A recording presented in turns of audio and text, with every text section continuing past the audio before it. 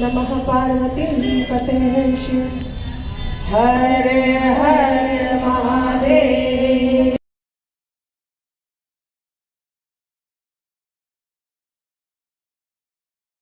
नमस्कार नमस्कार।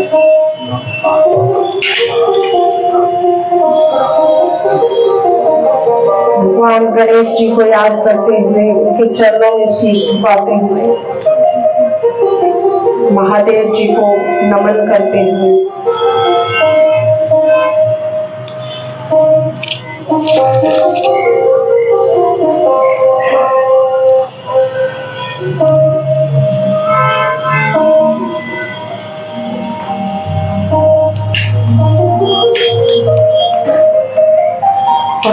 आप सभी प्यारे प्यारे भक्तों को इस व्यास नदी का प्रणाम।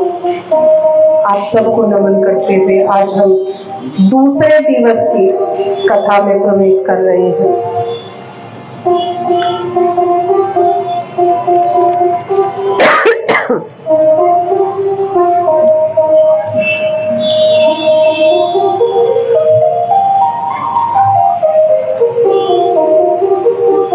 जो सत्संग भक्तों, जो भगवान का नाम, जो भगवान का सत्संग हमारे जीवन को संवार सकता है, वो बिना भगवान शंकर की, बिना शिव की कृपा के हमें मिल नहीं सकता है। ये बात कल हमने समझी थी। तो इसलिए सत्संग में जाना, कथाएं सुनना, भजन सुनना बहुत आवश्यक है। रोजमर्रा के कार्य करते रहो, लेकिन कहीं कथाएं हो रही है, सत्संग हो रहा है, तो प्रयास करो कि वहां अवश्य जाएं।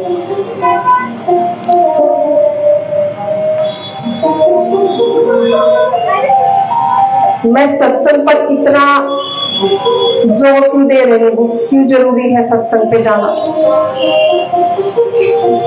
क्योंकि सत्संग से हमारे जीवन में बदलाव आता है, बहुत बड़ा बदलाव आता है। हमारी सोचने समझने की शक्ति में परिवर्तन आता है, करुणा आती है, भाव जागते हैं, और धीरे धीरे हमें प्रयास करना चाहिए कि हम अपने जीवन को बदलाव की तरफ लेकर जाएं। क्योंकि यही जीवन है, समय के साथ बदलना, अपनी गलत मनोवृत्तियों को छोड़ करके मन में दया, करुणा, अच्छे विचार लाना, इन चीजों का बदलाव, अच्छे के लिए बदलाव का हमें हमेशा प्रयास करते रहना चाहिए। क्योंकि कहते हैं कि खड़े हुए जल में बदबू उठ जाती है, बहता हुआ जल हमेशा स्वच्छ रहता है।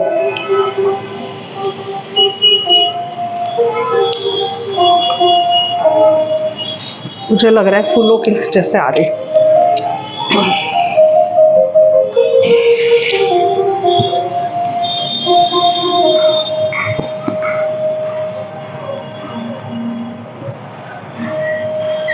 तो जब हमारे जीवन में ये बदलाव आना शुरू होता है, तो किसी संत ने कहा है कि जब भगवान को दया करनी होती है तो मनुष्य को कथाओं तक, सत्संग तक लेकर जाते हैं और किसी संत को भेजते हैं उनके जीवन का उद्धार करने के लिए। क्योंकि संत के और सत्संग के मिल जाने से भक्तों, अगर कथा मिल जाए तो आप ये पक्का मान करके चलिए, कोई संशय मत रखिएगा कि मनुष्य के जीवन में भगवान का पदार्पण हो जाता है। आप ये विश्वास रख के चलना कि अब तक आप भगवान को देख रहे थे, ढूंढ रहे थे। आप अगर सत्संगों में जाने का आपका अच्छा विचार बनने लगा, मन करने लगा है, कथाओं में जाने में मन लगता है, अगर आप इस तरह से कार्य करते हो कि वो कथा में जाना है, देर ना हो मेरे को, मैं चलूं, तो समझ लेना कि शिव आपके अंदर आ गया है। इसमें कोई संशय नहीं है, ये पुराण कह रही है। अब तक आप भगवान को देख रहे थे, अब भगवान की नजर आप पर आ गई है, और वही जरूरी है। भगवान को तो सब देखते हैं, लेकिन भगवान जिसको देखता है उसके वारे न्यारे हो जाते हैं। बताइए, कमा कर कौन ला रहा है? घर में कौन कमा के लाता है? घर में खाना कौन बना रहा है?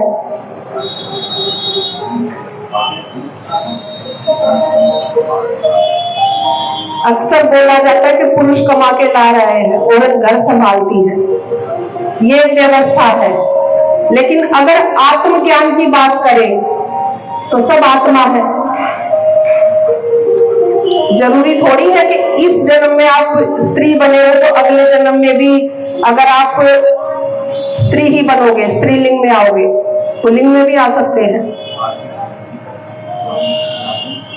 मनुष्य भी का ये नहीं है, आत्मा कोई भी रूप धारण कर सकती है, चाहे वो स्त्रीलिंग पुरुष में हो या औरत में हो या पशु पक्षियों में हो। जरूरी नहीं है कि औरत औरत ही बनेगी।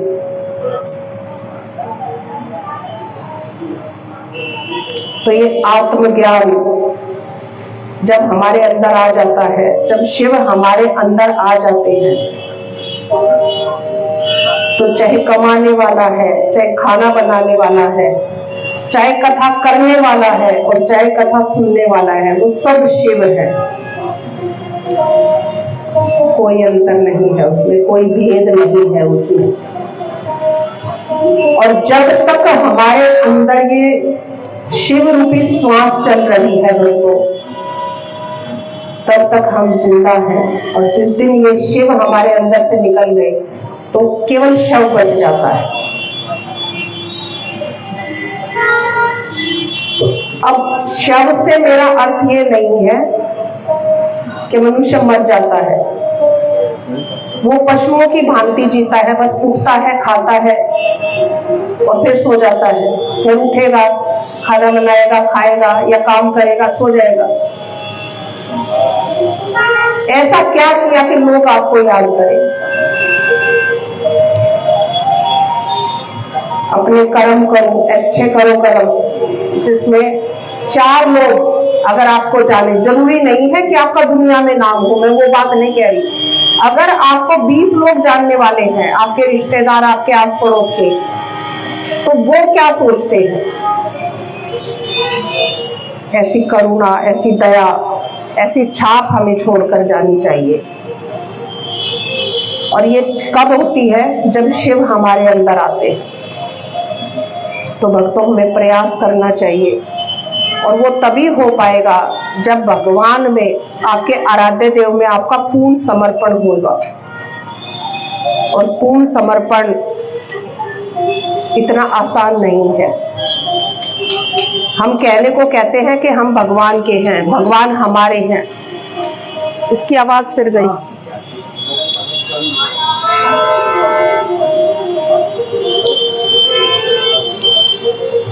लेकिन पूर्ण समर्पण के लिए हमें अपने मन पर काबू करना,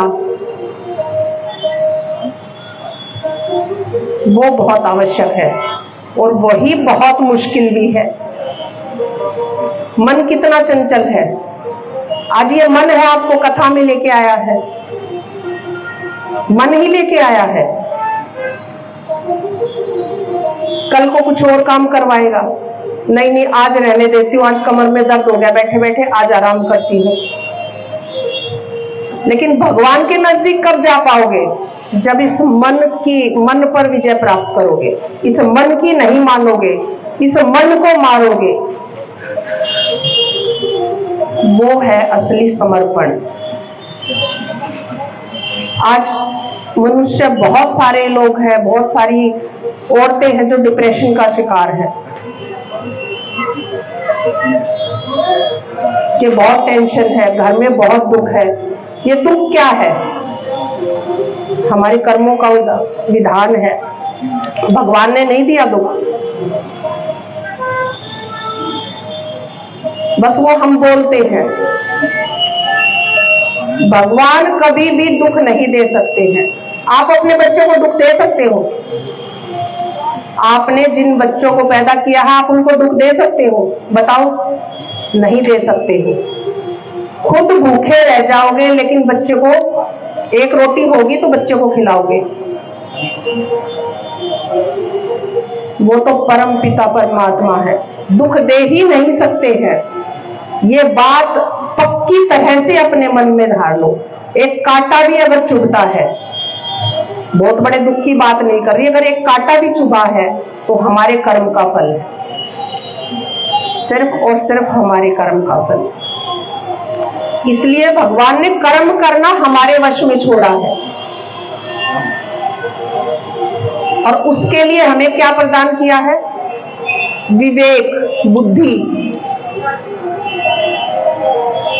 जब हम गलत कार्य करते हैं तो हमें पता है कि हम गलत कर रहे हैं, लेकिन उसमें हमें अपना फायदा दिखता है, मजा आता है। कई बार तो बच्चे सिर्फ मजे मजे के लिए, बड़ा मजा आ रहा है, मैंने उसको पीट दिया। बहुत गलत है। बहुत गलत है, नहीं करना चाहिए। ऐसा कार्य जो किसी को दुख दे, जो किसी के मन को दुखाए, कभी नहीं करना, सौपन में भी नहीं करना।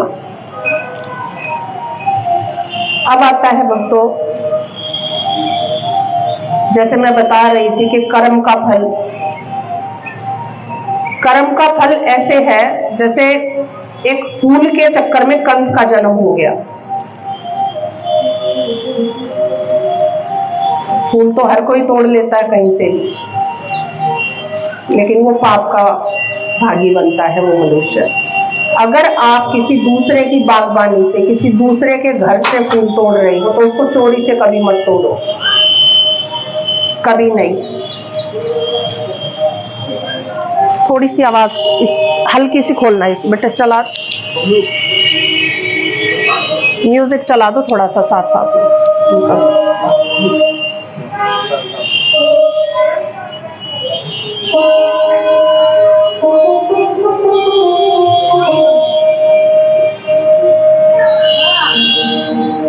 हम भगवान को फूल क्यों समर्पित करते हैं? भगवान तो आके कहते नहीं कि मेरे को फूल चढ़ाओ, हम क्यों समर्पित करते हैं?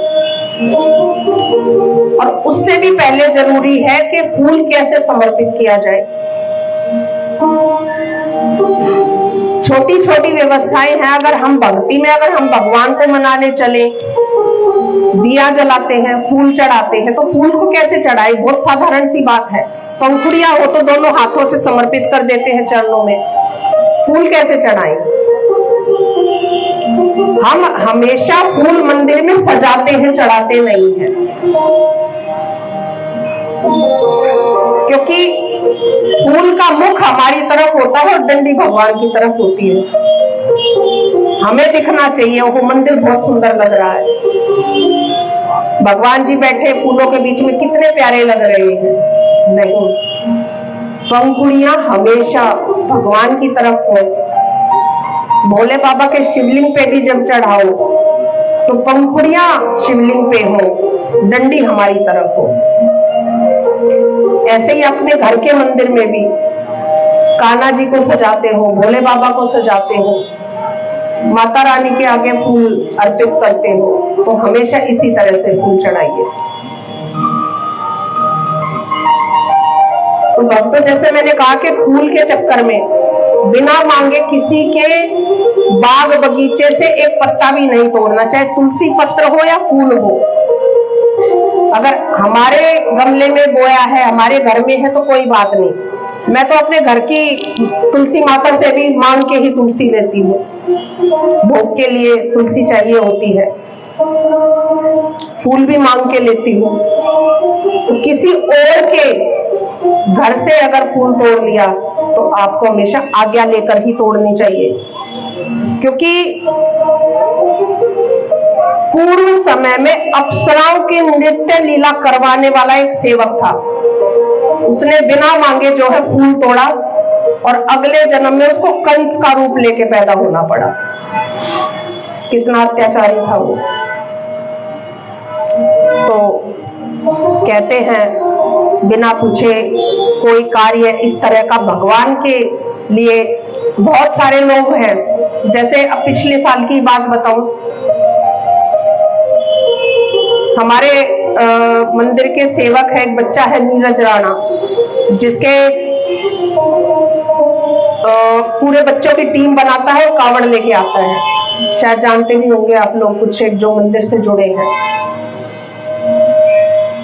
जब पहली बार वो, उसका बहुत मन होता था कावड़ लाने का, लेकिन माता पिता सोचते हैं कि भाई आजकल बहुत भीड़ है, ऐसी व्यवस्थाएं नहीं है, तो बच्चा था तो ठीक है। तो जब वो नहीं माना तो उसको किसी के साथ भेजा गया कि जाओ ठीक है, तू बाइक पे ही लेके आ।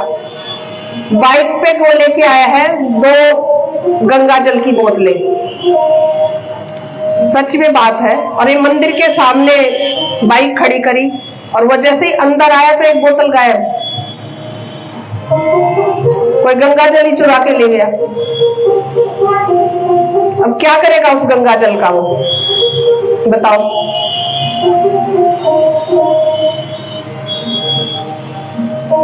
तो अज्ञानवश की गई ये चीजें, चोरी, बहुत बड़े पाप का, जिन चीजों को हम ये सोचते फूल ही तो है, क्या हो गया,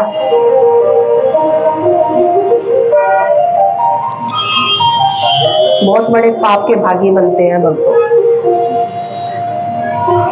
सीता माता की कथा जैसे आती है, एक बार जनकपुर में विश्वामित्र जी जो है शालिग्राम जी का पूजन करवा रहे थे, तो उन्होंने कहा सीता माता को कि जाओ अपने बगीचे से फूल लेके आओ, तुलसी दल लेके आओ। सीता माता लेके आती हैं, ला करके राम जी को दे देती हैं। राम जी देते हैं गुरु जी को कि ठीक है गुरु जी पूजन आरंभ कीजिए। अब विश्वामित्र जी ने जैसे ही वो तुलसी दल शालिग्राम जी को अर्पित करना चाहा, देखा तो तुलसी दल जो है गीला था। अब एक चीज और, तुलसी दल को धो सकते हैं, चलते हुए पानी में धो सकते हैं अगर मिट्टी जमी हो पौधे पे, लेकिन ऐसे नहीं कर सकते कि किसी पात्र में जल है उसमें तुलसी दल डाल दिए कि चलो इसमें से मैं निकाल लूंगी और फिर चढ़ा दूंगी, नहीं, फिर वो उसमें अर्पित हो गए, फिर वो चढ़े हुए माने जाएंगे। ये छोटी छोटी गलतियां होती हैं जो हम अपने पूजन में करते हैं, और करते सोचते हम अच्छे के लिए हैं और वो हो जाता है गलत। देखिए चढ़ी हुई चीज का फिर वो जूठन हो जाती है, उसका भोग तो हम ठाकुर जी के सामने नहीं लगा सकते हैं। तो चलते पानी में नल के नीचे उनको हाथ में लेके धो सकते हैं, लेकिन उनको पात्र में डाल के नहीं रखना चाहिए, जल के पात्र में, कटोरी में, किसी भी चीज में रख सकते हो, लेकिन वो सूखी हो। तो जब गुरु जी ने वो दल चढ़ाना चाहे, तुलसी दल, तो वो गीला था। अब गुरु जी ने पूछा राम जी से कि राम ये दल गीला क्यों है, क्या ये किसी पानी के पात्र से निकाला है? अगर पानी के पात्र से निकाला है तो ये झूठा है। भगवान कहते हैं नहीं गुरुजी, ये दल तो सीता ने मुझे ला करके दिया है। अब माता सीता कहती है कि नहीं गुरुजी, मैं तो बगीचे से लेकर के आई हूँ। अब गुरुजी ने वो दल से पूछा कि हे तुलसी दल, तुम क्यों रो रही हो? आज तो कथा करनी मुश्किल हो गई है, इतनी सारी मक्खियां, मेरा ध्यान सारा इन्हीं में है, भटक रहा है, बहुत सारी हैं। ये भी परीक्षा है।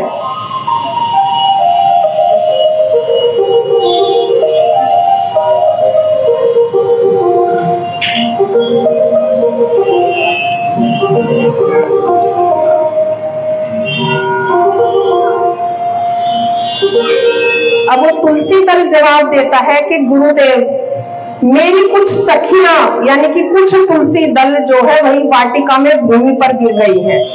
जब सीता माता दल तोड़ने गई थी तो हवा का एक झोंका आया और उनका पल्लू उड़ा, वो तुलसी के पौधे में फंस गया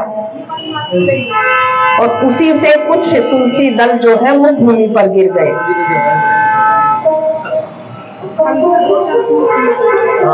ये ना गुलाब के फूलों में ही आती है।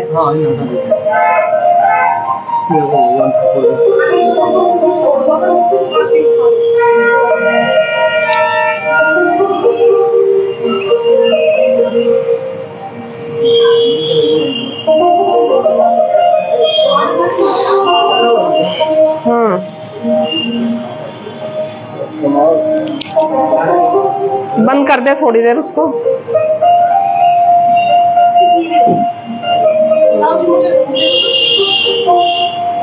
देखना कितनी सारी है आज तो।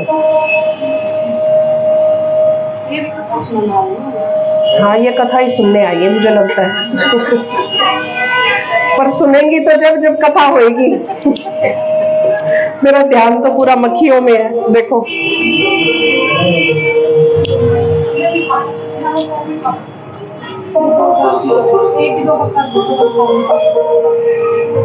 मेरे पैर पे शॉल लगता है तो ऐसा लगता है मक्खी ने काट लिया।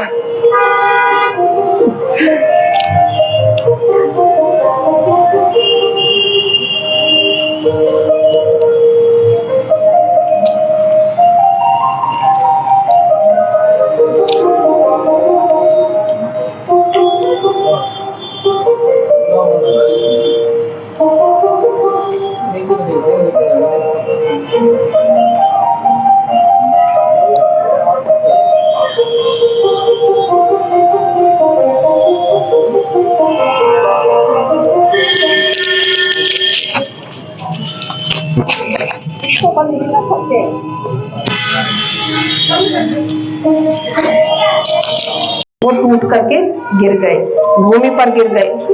और यही वही तुलसी दल है, ये मेरी सखियां हैं जो विलाप कर रही हैं, और वो रो रही हैं गुरुजी, तो इसलिए मैं भी रो रही हूँ। वो तुलसी दल बताते हैं गुरुजी को। हम हरि चरण तक पहुंच गए, लेकिन मेरी सखियां नहीं पहुंच पाई, इसलिए हम विलाप कर रहे हैं। तभी गुरुजी ने आज्ञा दी कि सीता जाओ और वो दल जो तुम्हारे पल्लू से, तुम्हारे वस्त्र से नीचे गिरे थे, उनको लेकर के आओ।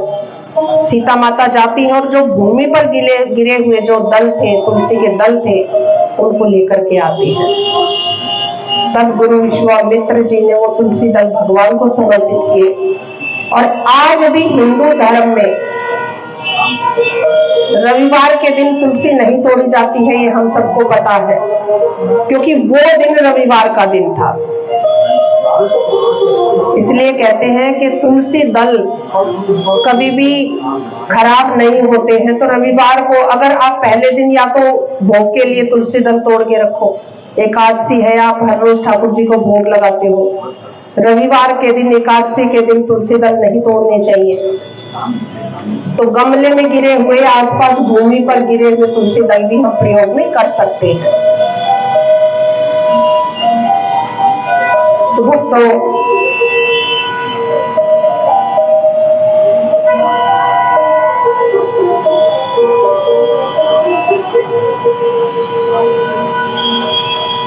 अब बारी आती है पुष्प की। मैंने पहले बताया था कि पुष्प क्यों समर्पित करते हैं भगवान, तो आप मांगते नहीं आपसे कि मेरे पे फूल चढ़ाओ। तो फूल कहता है भगवान से, ये फूल को वरदान है। फूल कहता है भगवान से कि प्रभु, जिसने आपके चरणों में मुझे समर्पित किया है, उसके जीवन को जितनी सुगंध मेरे अंदर है, उतनी सुगंध उसके जीवन में भर देना। ये फूल को वरदान है। इसलिए हम फूल भगवान जी के आगे चढ़ाते हैं, फूल की मालाएं पहनाते हैं। उतना ही उसके जीवन में सुख और समृद्धि भर देना, ऐसे फूल जो है कामना करता है। यही हमें भी भगवान से मांगना चाहिए। बोलो नमः पार्वती पते शिव हर हर महादेव शंभु। आइए अब कथा में चलते हैं। विद्वेश्वर संहिता का पहला अध्याय, प्रथम अध्याय में जो भगवान आदि है, जो अंत है, जो मंगलमय है, जिनकी समानता, जिनकी तुलना नहीं की जा सकती है किसी के साथ भी, उन पंचमुख वाले, किस किस को पता है भगवान शिव के 5 मुख है? भगवान शिव के 5 मुख है। उन पंचमुख वाले सर्वश्रेष्ठ, अजर, अमर, अविनाशी अंबिकापति भगवान शंकर को हम प्रणाम करते हैं और उनकी कथा आरंभ करते हैं। व्यास जी कहते हैं, धर्म क्षेत्रे महाक्षेत्रे गंगा कालिंदी संगमे प्रयागे परमे पुण्य ब्रह्मा लोकस्य वर्तमनि। अर्थात जो धर्म का महाक्षेत्र है, जहां गंगा यमुना का संगम हुआ है, ऐसे परम पवित्र स्थान को हम प्रयागराज के नाम से जानते हैं। अब प्रयागराज जो है इतना परम, इतना पावन स्थान क्यों है भक्तों? क्योंकि वो ब्रह्मलोक का द्वार है। ब्रह्मलोक में आने जाने का रास्ता प्रयागराज से। अगर कोई दूसरे लोक में जाने की किसी की क्षमता हो, जैसे पहले देवी देवता तो जाते थे, इसलिए प्रयागराज इतना पावन स्थान है। और 3 नदियों का संगम भी है यहाँ पर, इसीलिए। और प्रयागराज में ही जब सृष्टि निर्मित हुई तो पृथ्वी का पहला यज्ञ प्रयागराज में किया गया था, इसलिए वो भूमि बड़ी पावन है, पवित्र है। तो अभी वहीं पर ही सारे महात्मा, मुनिगण, संत इकट्ठे हुए हैं प्रयागराज में, और एक दीर्घकालीन यानी कि बहुत लंबे समय तक चलने वाला विशाल ज्ञान यज्ञ आयोजित किया उन्होंने। ज्ञान यज्ञ मतलब ज्ञान का आदान प्रदान। बहुत महात्मा मुनि संत इकट्ठे हुए। इस ज्ञान यज्ञ का समाचार सुन करके वहां पर मुनि वेद व्यास जी के शिष्य जो है सूत जी भी पधारे। सूत जी किसके शिष्य हैं? वेद व्यास जी के, इसलिए उनको सारे पुराणों का ज्ञान है। सूत जी भी वहां पर पधारे हैं। अब सूत जी को देख करके सारे मुनि बहुत खुश हुए हैं। उन्होंने सूत जी का सत्कार किया, उनको प्रणाम किया। अब सबने कहा कि हे मुनिवर, आप हमें किसी पुराण की, एक ऐसे पुराण की हमें कथा सुनाए जिससे हमारा कल्याण हो सके, जिससे जगत का कल्याण हो सके। देखिए, बहुत लोग ऐसे कहते हैं कि कथाएं क्यों होती हैं। अब कथाएं क्यों होती हैं ये महत्वपूर्ण नहीं है भक्तों, कथा किसकी हो रही है ये महत्वपूर्ण है। और ये कथा है उस ब्रह्म की, उस भगवान की, जिसने हमें इस सृष्टि को, हम सबको बनाया है। सृष्टि के रचयिता की ये कथा है।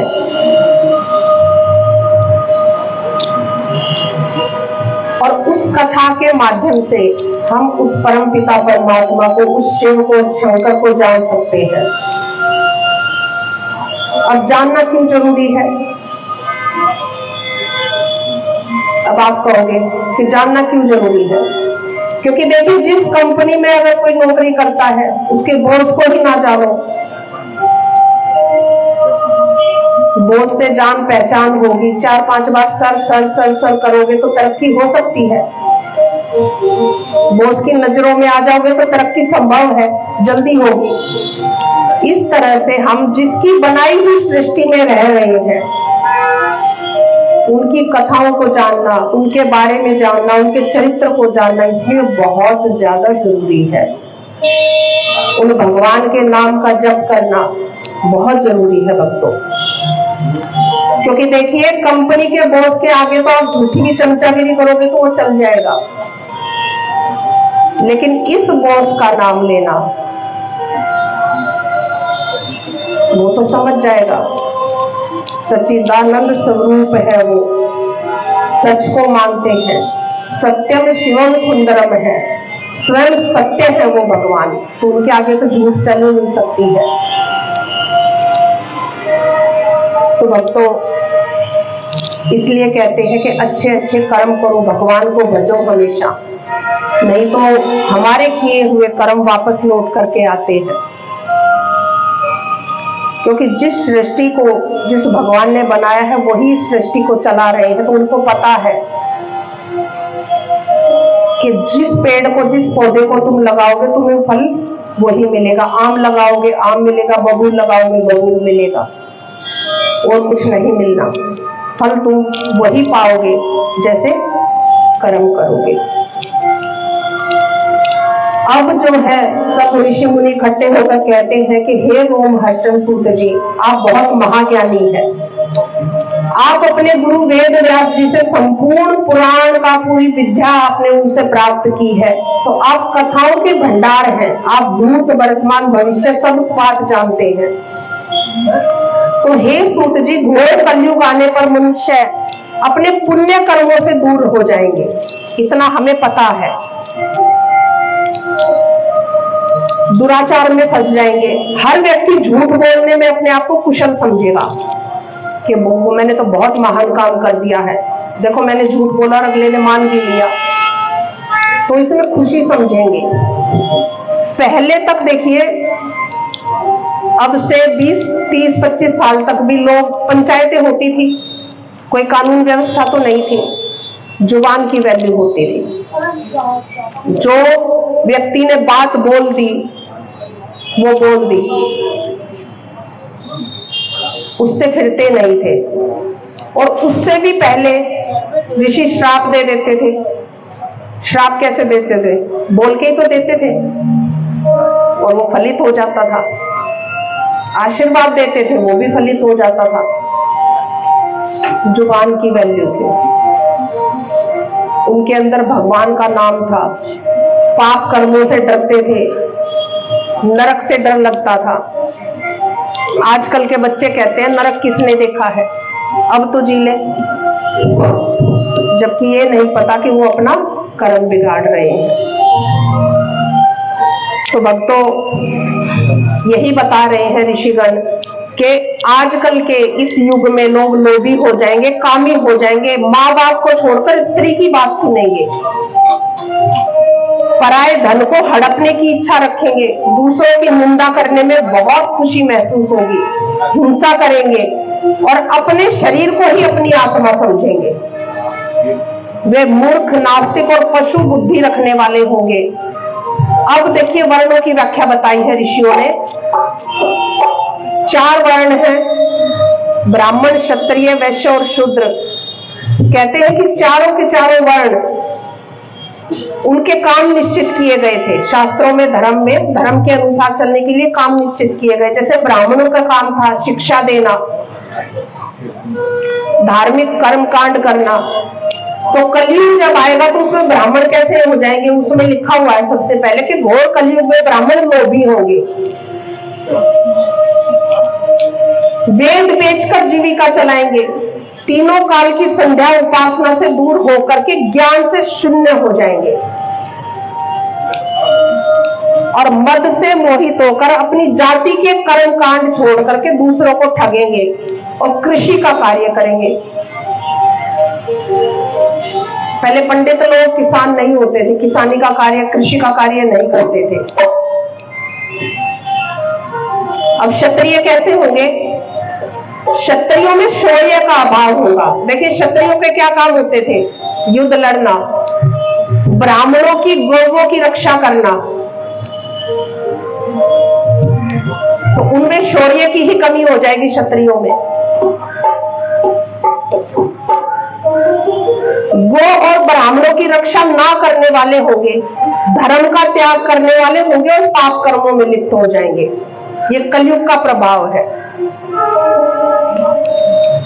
सदा कामिनी की खोज में रहने वाले और जीव की हिंसा करने वाले होंगे। और ये सच भी है महाराज। गौवे ऐसे लापता घूमती हैं, पॉलिथीन खा खा के बीमार हो के मरती हैं।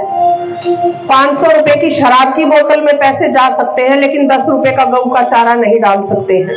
सच है ये, गंदा है लेकिन सच है ये, हम देखते हैं। अब वैश्यों के लिए बोला गया है कि वैश्य कैसे हो जाएंगे? वैश्य होते बनिए, उनको क्या काम होता था? व्यापार करना। धर्म के अनुसार जो वैश्य बनिए होते थे, उनका काम था व्यापार करना और व्यापार कार्य करते थे और दान बहुत करते थे, क्योंकि पैसा बहुत होता था।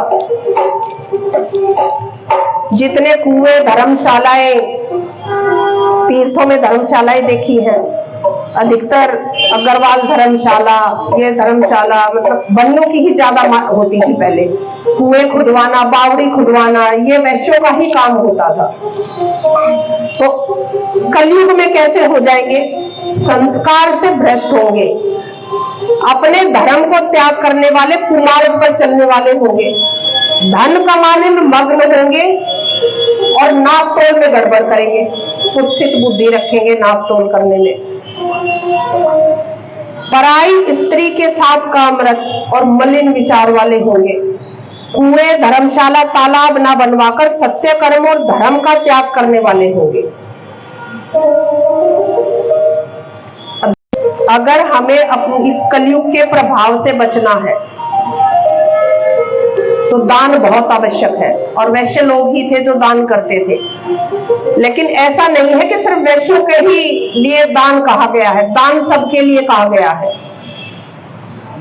क्योंकि जो धार्मिक संस्थान होते हैं, मंदिर होते हैं, जैसे मंदिर में निर्माण कार्य चल रहा है, मंदिर में भंडारे चलते हैं, वो किसी एक व्यक्ति से नहीं चलते, थोड़े थोड़े से ज्यादा होकर के व्यवस्थाएं चलती है। 10-10 रुपए, 50-50 रुपए सब दान करते हैं, मंदिर में आते हैं, उन्हीं से व्यवस्थाएं इकट्ठा होकर धर्म व्यवस्थाएं चलती हैं। कैसे चलती है व्यवस्था? जैसे एक छोटी सी कथा आती है। एक व्यापारी है, वो कहीं काम से दूसरे शहर में चला गया, किसी छोटे से कस्बे में गया, और वहां जाते जाते उसको रात हो गई, उसको रुकना पड़ा, तो उसने एक होटल ढूंढा। होटल में पहुंच करके वो बोला कि भाई कितने का कमरा मिलेगा? 2000 रुपए का। ठीक है, एडवांस जमा करवा दिया 500 रुपए। अब व्यापारी ने दे दिए, वो इंतजार करने लगा कमरे का।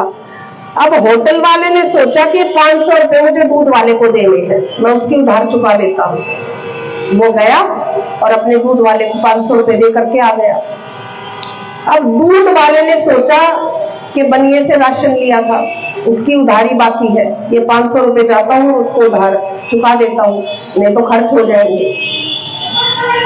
तो दूध वाला बनिए को दे आया, और बनिए ने जो है, उसका कोई मित्र आया था, उसने होटल में उसको रुकवाया था, तो उसने होटल वाले का देना था। बनिया उठा, उस होटल वाले को दे आया 500 रुपए। और इतने में जो व्यक्ति रुक रहा था, उसका फोन आ गया, वो कहता है कि नहीं, मैं अब नहीं रुकूंगा, मेरे को कोई जरूरी काम आ गया, मुझे जाना है, मेरे तो पैसे वापस कर दो जो एडवांस दिया था। होटल वाले ने 500 रुपए उसको व्यक्ति को दे दिए। अब बताओ, जिसके पास से 500 रुपए चले हैं उसके पास आ गए, लेकिन कितने जनों की उधार उतर गई? दूध वाले की, राशन वाले की, बनिए की, होटल वाले की भी उधार उतर गई। तो ऐसे इसलिए कहते हैं कि जितनी जरूरी हो धन का संचय उतना करना चाहिए। अपनी कमाई में से अगर आपकी 10,000 रुपए कमाई है तो उसमें 100 रुपए दान के लिए जरूर रखो। बहुत ज्यादा नहीं कह रही मैं, दान करना बहुत आवश्यक है। उससे आपकी कमाई शुद्ध होती है, कमाई में बरकत होती है। और जो अपने बच्चों के लिए आप जो राशन खरीदते हो, तो वो शुद्ध कमाई से, अगर वो भगवान के भोग से पहले दिन आते ही उसमें से चाहे 10 रुपए निकाल के रखो, मैं ये नहीं कहती, लेकिन अपनी कमाई को शुद्ध जरूर करो। दान अपनी कमाई से हर महीने अवश्य निकालना चाहिए। हम पिछली बार वृंदावन गए थे, तो वहां पे हमें कोई मिला, कोई पंडित जी थे, तो वहां पे कुछ काम चल रहा था। बहुत लोग गए होंगे वृंदावन, कौन कौन गया है?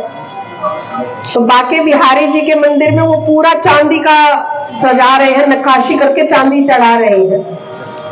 तो कहते हैं कि जो शुरुआत हुई थी वहां पे पहले, तो एक व्यक्ति था वैश्य बनिया, वो आज भी हर रोज पहले वहां पे भोग लगाता है और तब जाके अपने दुकान पे बैठता है।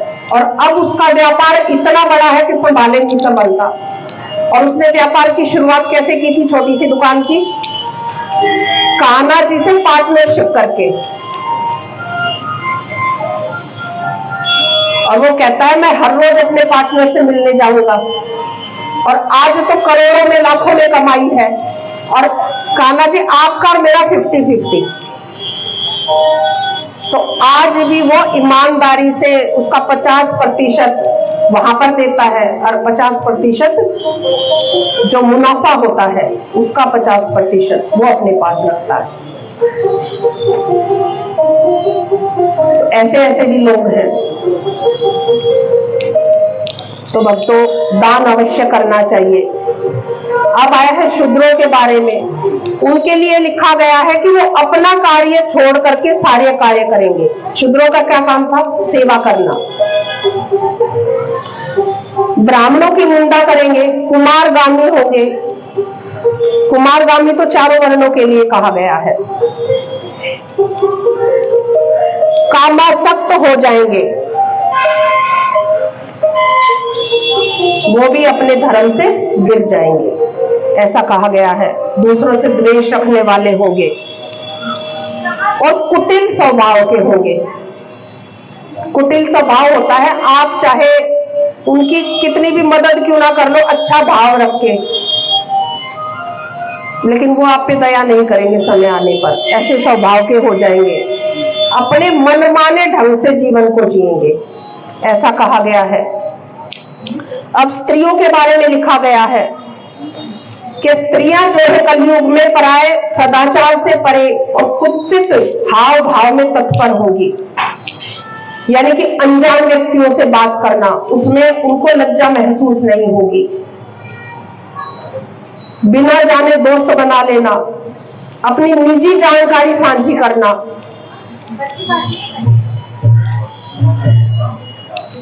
पति की सेवा ना करना।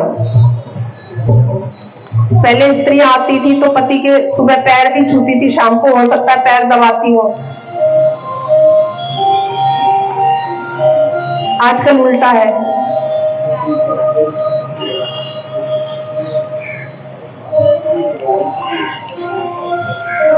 संतानों के बारे में लिखा गया है, संतान कैसी होगी कलयुग में। कोई बात नहीं, आपको दुखी होने की आवश्यकता नहीं, आप कलयुग पे डाल सकते हो, समय ही ऐसा, हम क्या करें भाई, मैं भी तो स्त्री हूं। अब संतानों के बारे में लिखा गया है कि माता पिता के प्रति श्रद्धा रहित हो जाएंगी, दुष्ट स्वभाव वाली होगी, ना पढ़ने वाली होगी, विद्या से दूर भागेंगे, विद्या में कोई रुचि नहीं होगी उनकी, छोटी उम्र में ही रोगों से ग्रस्त हो जाएंगे।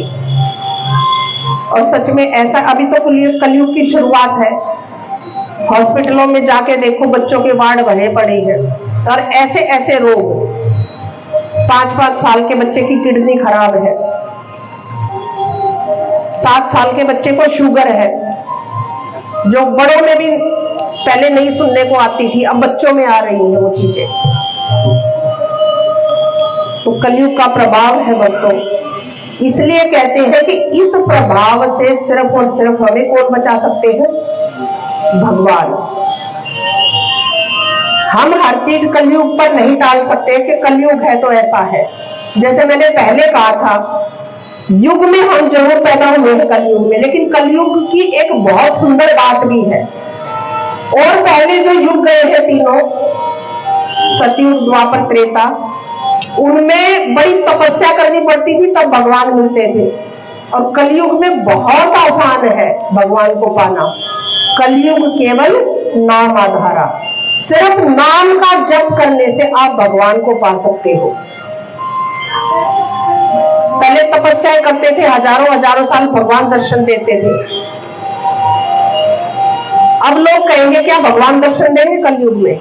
बहुत सारे ऐसे भक्त हुए जिनको दर्शन दिए हैं, अब क्यों नहीं देंगे? भगवान तो इंतजार कर रहे हैं, आप उनको बोलो तो सही, बुलाओ तो सही। तो वो ऋषिगण इसी डर में है कि मनुष्य का कल्याण कैसे होगा, ऐसे उपाय आप हमें बताइए, क्योंकि कलयुग में ऐसे लोग हो जाएंगे। देखिए, शिव पुराण में एक उपाय लिखा है, ब्रह्म हत्या का दोष। ये कहा गया है कि ये सबसे बड़ा पाप कहा गया है धरती का। तो अगर ऐसे पाप का भी उपाय है तो हमारे छोटे छोटे पाप रोजमर्रा के हैं, वो तो कट ही सकते हैं श्रवण मात्र से, शिव पुराण को लेने मात्र से। कहते हैं कि या तो वट वृक्ष की या बेल के पौधे की, बेल के वृक्ष की, बिल्व वृक्ष की प्रदक्षिणा अगर करते हुए रुद्र संहिता का कोई पाठ कर ले तो वो ब्रह्म हत्या के पाप से भी मुक्त हो सकता है। अगर इतना बड़ा पाप किया है तो कितना छोटा प्रायश्चित है। पहले के युगों में तो बहुत तपस्या करनी पड़ती थी जब पाप कम होते थे। ऐसा नहीं है कि कलयुग है तो सब गलत ही है, भगवान को बहुत आसानी से हम पा सकते हैं इस युग में। सूत जी कहते हैं कि रोग से, शोक से छुटकारा दिलाने वाली ये कथा आप ध्यान पूर्वक सुने। इस वर्तमान कल्प में जब सृष्टि का आरंभ हुआ ही था तब 6 कुलों के जो महर्षि थे वो आपस में उनमें विवाद हो गया, आपस में झगड़ने लगे। क्यों? क्योंकि वे कहते कि अमुक वस्तु सबसे श्रेष्ठ है, दूसरे महर्षि कहते कि नहीं अमुक वस्तु श्रेष्ठ है। इस तरह से 6 कुलों के जो महर्षि थे उनमें विवाद हो गया। अब उनका फैसला आपस में नहीं हो पाया तो वो ब्रह्मा जी के पास गए, ब्रह्मा जी को जाके सब बताया। ब्रह्मा जी बोले कि जहां से समस्त प्राणी उत्पन्न होते हैं,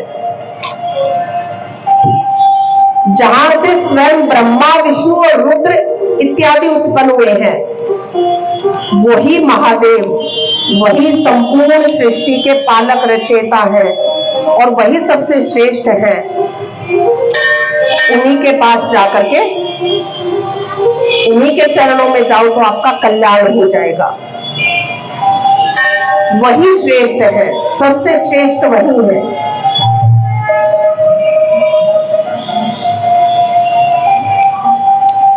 अब ध्यान से सुनिएगा। अब जो प्रश्न आ रहा है उसका आजकल के लोगों को थोड़ा सा कम ही कहते हैं कि इंटरेस्ट, मजा कम आता है, लेकिन फिर भी मैं सुनाऊंगी। अगर थोड़ा बहुत पल्ले पड़े तो कोशिश कीजिएगा समझने का क्या है और उसका साधन क्या है।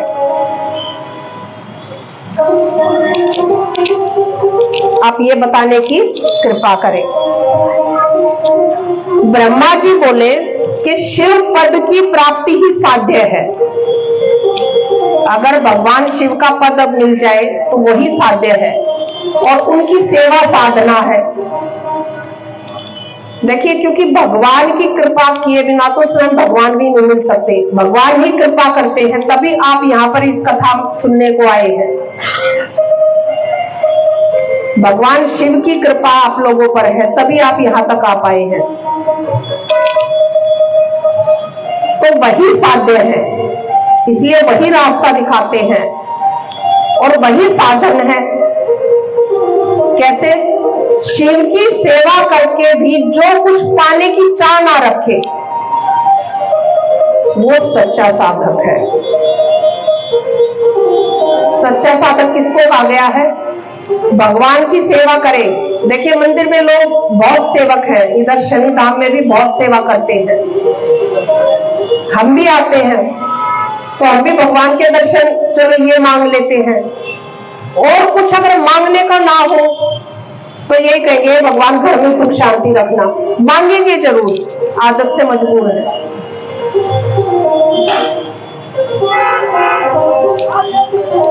लेकिन भगवान जो कहते हैं, ये प्रश्न आप लोगों के सामने रखने का मतलब यही था कि सच्चा साधक उसी को कहा गया है कि चाहे भगवान शिव आपके सामने आपकी भक्ति से प्रसन्न होकर सामने आ जाए, दर्शन दे दे, भगवान के सामने आने पर भी उनसे कुछ नहीं मांगना, वही सच्चा साधक है। हम सिर्फ क्या कहेंगे कि हे प्रभु, हमें तो आपके चरणों की भक्ति चाहिए और कुछ नहीं चाहिए। अगर ये मनोवृत्ति हमारी हो जाए तो आप सच मानिए यही पूर्ण समर्पण है। और जिस की जरूरत आपके जीवन के लिए है, आप सोच भी नहीं सकते कि भोले बाबा कितना दे देंगे आपको। लेकिन ये मनोवृत्ति रख करके कथाएं सुनना, ये मनोवृत्ति रख करके मंदिर में जाना, ये मनोवृत्ति रख करके जल चढ़ाना,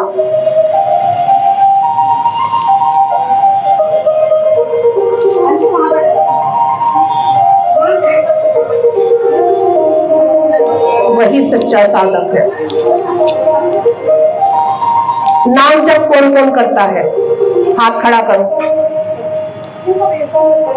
बहुत सुंदर, बहुत सुंदर। मैंने तो कहा ही था जरूर करते होंगे नाम जप, तभी तो यहाँ बैठे हैं। एक चीज और मैं बताऊंगी, मंत्र जाप कौन कौन करता है? क्या बात है, मुझे तो लगता है हम ही पीछे रह गए। बहुत सुंदर। भगवान शिव आप सबका कल्याण करे, इस व्यास गति से यही मेरी प्रार्थना है। आपका नाम जप और बढ़े और भगवान के चरणों में भक्ति बढ़े। देखिए, मंत्र जाप गुरु किस किस ने बनाए हैं और धारण किस किस ने किए हैं?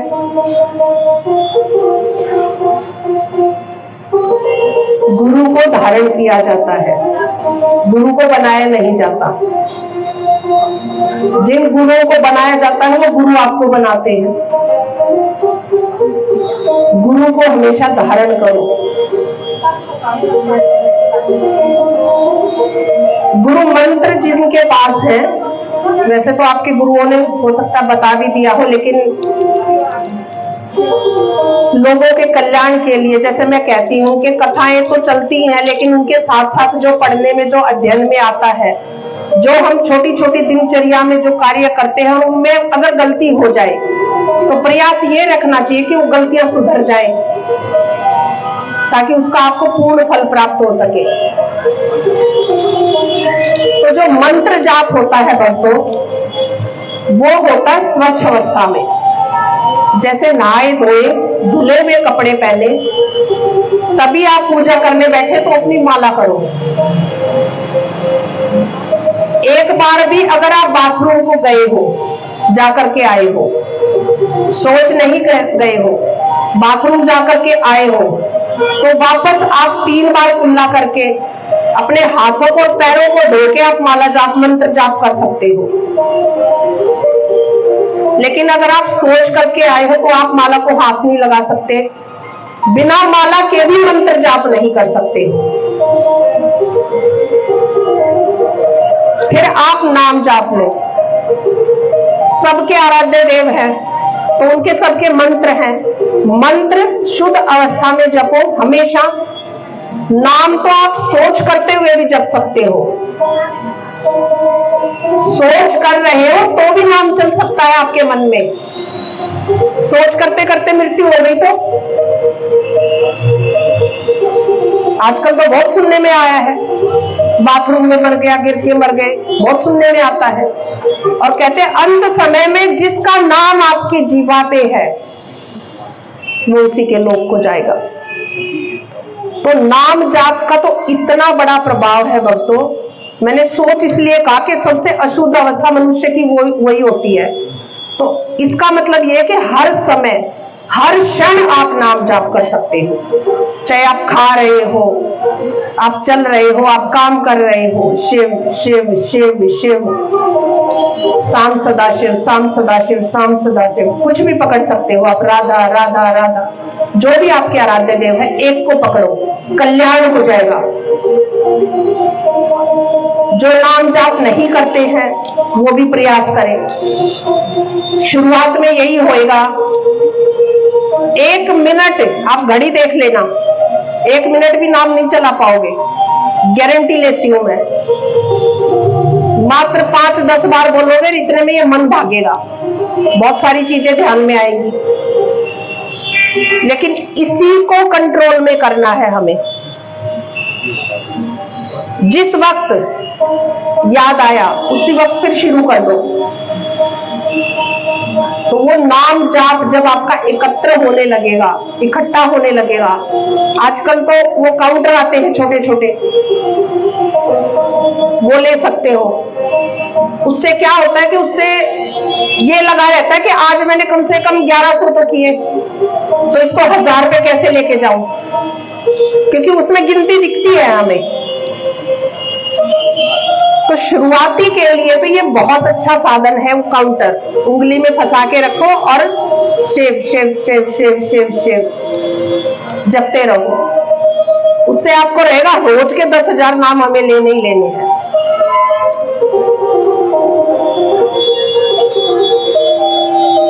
लेकिन भगवान का नाम तो एक ही कल्याण कर देता है भक्तों। जब शिव नाम की महिमा आगे आएगी तो उसमें मैं बताऊंगी। लेकिन एक भी भक्त अगर नया आया हूं, कल भी मैंने बताया था, हर रोज इस बात को बताऊंगी मैं कि शिव पुराण कहती है, और शिव पुराण में लिखा हुआ है कि स्वयं शिव कह रहे हैं कि शिव के एक नाम में अगर आप सच्चे मन से भक्ति भाव से भगवान शिव का ध्यान करते हुए दिन में एक बार भी शिव का नाम, एक बार शिव कहते हो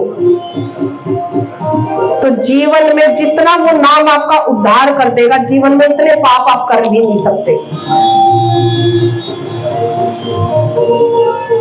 देखो नाम जप में, भगवान के नाम में कितनी शक्ति है। तो जो भक्त अब तक नाम जप नहीं कर रहे हैं, वो और कुछ नहीं तो कम से कम एक इतना छोटा सा प्रण लेके जाए, बहुत बड़ा नहीं कह रही, चाहे 10 बार 11 बार ही सही, 101 बार ही सही, 108 बार ही सही, वो नाम जप प्रतिदिन करेंगे।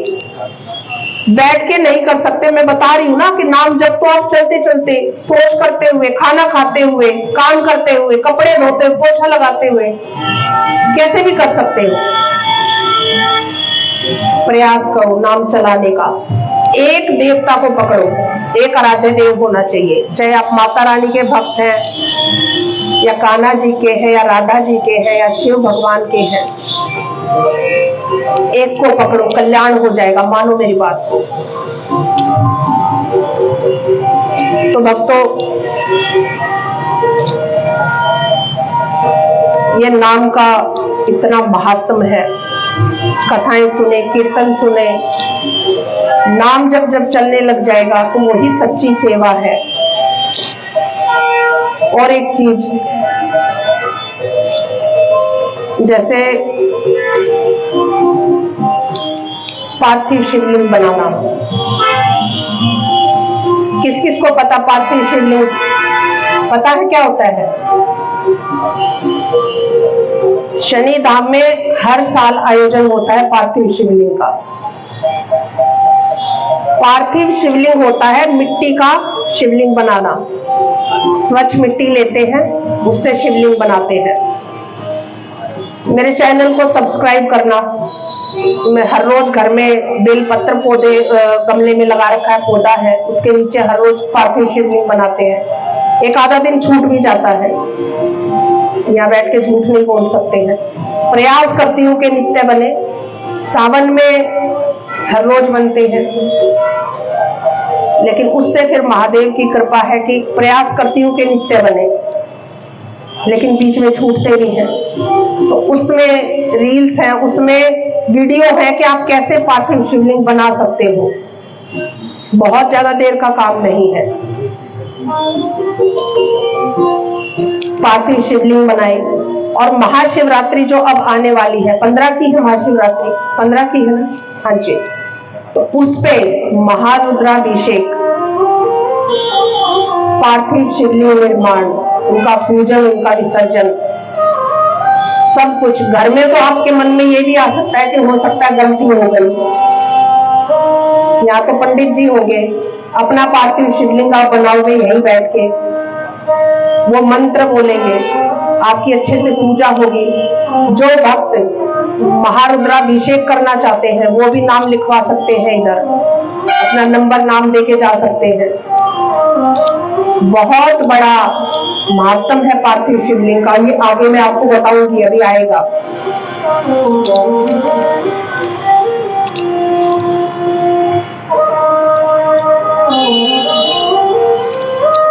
अब कहते हैं, आगे ब्रह्मा जी कह रहे हैं उनसे कि आप जो भी कथाएं सुन रहे हो, कीर्तन सुन रहे हो, तो उनका श्रवण, कीर्तन और मनन आवश्यक है। ऐसा नहीं कि खाली सुने और उठकर चले गए। श्रवण करो, कीर्तन करो, मनन करो, चिंतन करो, यानी कि जो सुना है उसके बारे में सोचो और उसको अपने जीवन में उतारने का प्रयास करो। मैं नहीं कहती कि सब कुछ उतारना तो संभव नहीं है, लेकिन कुछ एक चीज, जैसे ये नाम जप मैंने बताया, इसी को अपने जीवन में उतार लो। अपने छोटे छोटे बच्चों से शिव जी पर जल चढ़वाओ। ये गारंटी है, इस व्यासपीठ से कह रही हूं, छोटे छोटे बच्चों से जब आप जल चढ़वाओगे घर में, पढ़ाई में अच्छे होंगे, कंसंट्रेशन बहुत अच्छी हो जाएगी। लेकिन जल चढ़ाने का एक तरीका है। छोटा सा लोटा लिया, जल को उड़ेलना नहीं है, धीरे धीरे धीरे धीरे नमः शिवाय नमः शिवाय नमः शिवाय नमः शिवाय का जाप करते हुए जल चढ़ाओ। जो इंसान दुख में है, टेंशन में है, वो कभी मंदिर में जाके शिवलिंग पे जल चढ़ा के देखो, बहुत धीरे धीरे, बड़ा सा लोटा लिया, धीरे धीरे धीरे धीरे जल जा रहा है, देखो मन को कितनी शांति मिलती है। जैसे जैसे शिवलिंग से जल उतरता है, ऐसे उसके दिमाग की पूरी टेंशन निकल जाती है। लेकिन सच्चे मन से भोले बाबा से आकर बात करो, जल चढ़ाओ, अपने मन की बात उनको बोलो, किसी और को मत बोलो। दुनिया वालों को बोलो कि हंसी उड़ाएंगे, बड़ी आई थी बड़ी बनती थी, देखा, उनको बोलो, वो ना मजाक बनाएंगे और ना आपको मजाक बनने देंगे, इसका विश्वास रखो, ये पक्की बात है। अब देखिए, भगवान कहते हैं कि अगर इतनी कथाएं सुनते हैं, कीर्तन सुनते हैं, फिर भी जब अपने पापों का भान होने लगता है, अब यहां बैठे तो शुद्ध विचार आएंगे, तो मन में ये भी आएगा कि हाय मैंने उसका मन दुखाया था, हाय मैंने उसको गाली दी थी, हाय मेरे से ये कार्य हो गया था, इससे तो मेरे को बड़ा पाप लग गया होगा, अब मेरा क्या होगा। तो भगवान कहते हैं उसके लिए है प्रायश्चित। पुराणों में हर दर्द की दवा है, उसके लिए है प्रायश्चित। लेकिन प्रायश्चित ऐसे नहीं, प्रायश्चित कैसे होगा?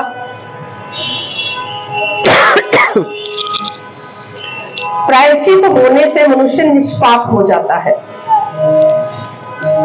और जब निष्पाप हो जाए मनुष्य और दोबारा पाप आपसे वो ना बने, उसी ऐसी कोशिश, ऐसी मन की अपने मन में धार लो, तो भगवान आप पर कृपा करते हैं। और प्रायश्चित कैसे होगा? जैसे मैंने कहा था कि भगवान से बातें करो, आपसे कुछ पाप हुआ है तो भगवान के आगे बोल के बताओ कि हे प्रभु मेरे से ये गलती हो गई है। एक गुरु और एक गोविंद, उनके आगे अपने पाप को बोल के बताओ, अपने अश्रु बहाओ, और उससे आपका सच्चा प्रायश्चित होगा। और सौगंध खाओ कि उस गलती को दोबारा जीवन में आप नहीं दोहराओगे। ऐसा नहीं कि आज जल चढ़ाया, पिछला पाप उतार लिया, अगली बार फिर वही पाप किया, ऐसे नहीं। सच्चे मन से दोबारा उस पाप को ना करने की सौगंध खा के, और आप 2 अश्रु भी अगर सच्चे मन से भगवान के आगे बहा दोगे, अपने गुरु जी के आगे अपने पापों का बखान कर दोगे कि ऐसे ऐसे मेरे से बन गए हैं पाप, तो सच मानिए आप निष्पाप हो जाओगे। उसी क्षण तुरंत सारे पाप आपके नष्ट हो जाएंगे, मानो इस बात को। क्योंकि देखिए, ये तो भूल जाओ कि आप पाप कर जाओगे, बच जाओगे। इस पृथ्वी का ही विधान देख लो, अगर कोई चोरी करता है, किसी को मारता है और पुलिस में कंप्लेंट हो गई, तो क्या प्रशासन आपको सजा देगा? ऐसे ही सृष्टि का भी ऐसे ही चलता है, जो किया है उसको भोगना पड़ेगा। चाहे पुण्य किया है उसका भी फल मिलेगा, और पाप किया है उसका भी फल मिलेगा।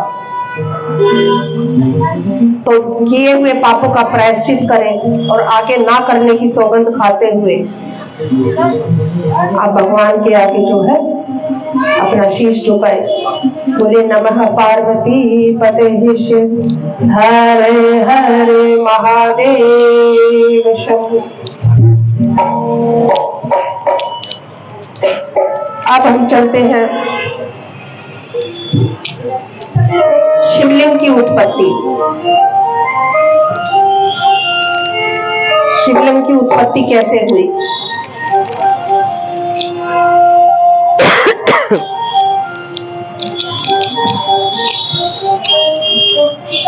देखिए, भगवान शिव ही एक ऐसे देव है जिनको साकार और निराकार रूप में पूजा जाता है, सबको पता है।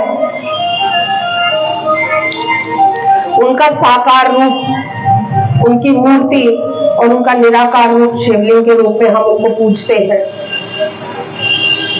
लेकिन कुछ लोग होते हैं जो शिवलिंग को पुरुषोत्तम का चिन्ह मानते हैं। वो बड़े पापी लोग हैं, दुष्ट हैं, जो अपनी वाणी से ऐसा बोलते हैं। और ऐसे ही लोग हैं जो कहते हैं कि शिवलिंग को स्त्रियां छू नहीं सकती हैं। पुराणों में साफ साफ लिखा है। इसीलिए मैं कह रही हूं, बहुत ध्यानपूर्वक सुनिएगा कि शिवलिंग क्या है, इसकी उत्पत्ति कैसे हुई। वही आज ये कथा हम शिव पुराण से सुनने जा रहे हैं।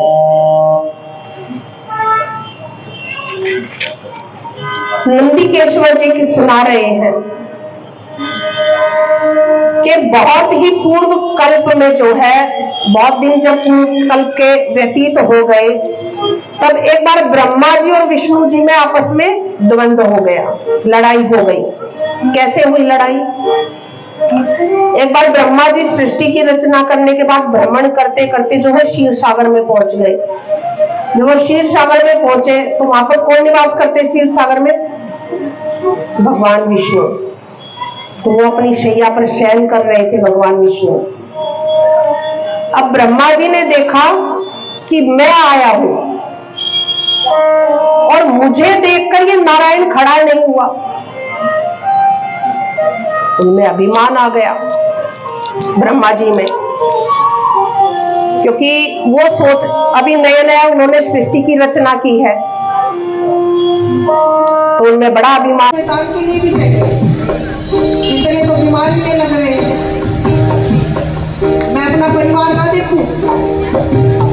तो टूटे होने का अर्थ ये है कि वृद्धावस्था में जब हाथ कट जाए, धन ना हो, क्योंकि आश्रित होते हैं बच्चों पर, संतानों पर, तो वो टूटा बोला गया है। इसलिए दान करो मस्त जवानी में, बुढ़ापा किसने देखा है। दान करो मस्त जवानी में, बुढ़ापा किसने देखा है। भजन करो मस्त जवानी में, बुढ़ापा किसने देखा है। भजन करो मस्त जवानी में, बुढ़ापा किसने देखा है। भजन करो मस्त जवानी में, बुढ़ापा किसने देखा है। भजन करो मस्त जवानी में, बुढ़ापा किसने देखा है। भक्तों, अपनी सभी इंद्रियों को भगवान की भक्ति में लगाओ। गलत कामों से दूर रहो, नेत्रों से गलत मत देखो, क्योंकि देखिए बुराई जो है वो नेत्रों से प्रवेश करती है। हमेशा गलत चीज देखी, फिर उसको नेत्रों ने देखा, फिर उसको भोगने की इच्छा होती है। बुराई हमेशा कहां से प्रवेश करती है? नेत्रों से। इसलिए गलत चीज ना देखो। नेत्रों का काम है भगवान का दर्शन करना। भगवान के दर्शन के लिए उनको प्रयोग करो, अपने कार्य करो, कमाओ, अपने मन को भक्ति में लगाओ, भगवान का नाम जाप करते हो, अपना काम करते हो।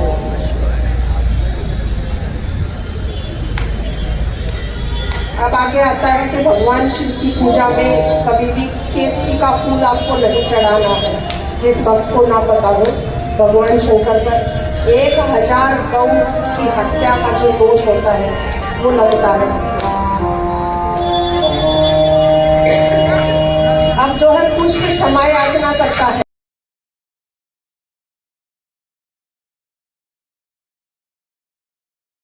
अगर आप पर नहीं चढ़ पाया तो भगवान शिव कहते हैं कि ठीक है, देखिए कितने दयालु हैं। अगर आप सच्चे मन से भगवान शिव के आगे, जो मैंने थोड़ी देर पहले बताया था, प्रायश्चित करते हो, अपनी गलतियों को मानते हो और आगे से उसको ना दोहराने की सौगंध खाते हो, तो भगवान कहते हैं कि मैं तो कभी असत्यवादन नहीं करता हूं, मैं तो बोल चुका हूं कि मेरे ऊपर नहीं चढ़ेगा, तो मेरे पे तो अब नहीं चढ़ सकता है। लेकिन अगर मेरा मंडप कभी बने, जैसे भगवान की शिवरात्रि आती है, भगवान के मंदिर को फूलों से सजाते हैं, तो मेरे मंडप में तुम्हारा उपयोग हो सकता है। शिवलिंग पे नहीं चढ़ सकता है, लेकिन सजाने के लिए, शिवालय को सजाने के लिए, भगवान का मंडप, भगवान का फूल बंगला बनाने के लिए केतकी के फूल का उपयोग हो सकता है, ऐसा भगवान शिव ने कहा। और 33 कोटि देवताओं पर तुम चढ़ाए जाओगे, ऐसा वरदान है मेरा। ये भगवान शिव कह रहे हैं केतकी के फूल को। कुछ खुश हो जाता है कि मंडप के भाने से ही सही भगवान शिव के तो मैं दर्शन कर पाऊंगा। अब जो है भगवान महादेव कुटुंब सहित श्रेष्ठ आसन पर जो है भगवान विष्णु को और भगवान ब्रह्मा को बिठाते हैं और स्वयं जो है आसन ग्रहण करते हैं। अब सभी देव मिलकर, भगवान विष्णु और ब्रह्मा जी मिलकर के भगवान की, शिव की स्तुति कर रहे हैं, उनको मना रहे हैं। पवित्र सामग्री से, सुगंधित फूलों से जो है भगवान का पूजन किया जाता है कि आज का दिन बड़ा महान है। सब भगवान की स्तुति कर रहे हैं और इस परम पवित्र दिन को, आज की तिथि को शिवरात्रि के नाम से जाना जाएगा। तो भक्तों, बहुत लोग कहते हैं कि शिवरात्रि पे शिव और पार्वती का विवाह हुआ था। नहीं, 2 शिवरात्रि हम मुख्य मनाते हैं, दोनों में ही शादी नहीं हुई थी। एक शिवरात्रि है जो सावन में आती है शिवरात्रि, वो जल वाली प्रमुख मानी जाती है, इसीलिए पवित्र गंगा जी का जल लाकर कावड़ लाते हैं और चढ़ाते हैं। उसके पीछे की कथा ऐसे आती है, संक्षिप्त में मैं छोटी सी बताती हूँ।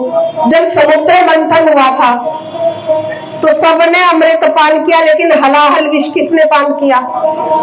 महादेव ने। तभी वो नीलकंठ महादेव कहलाए। तो उस हलाहल विष से जो जलन उनकी हो रही थी, उसको शांत करने के लिए बहुत लोग कहते हैं, मूर्ख लोग जो होते हैं, कहते हैं कि गरीबों को दूध दो, शिव जी पर क्यों नालियों में वेस्ट कर रहे हो। ऐसे लोगों को बता दो कि गरीबों की मदद करने को कौन मना करता है।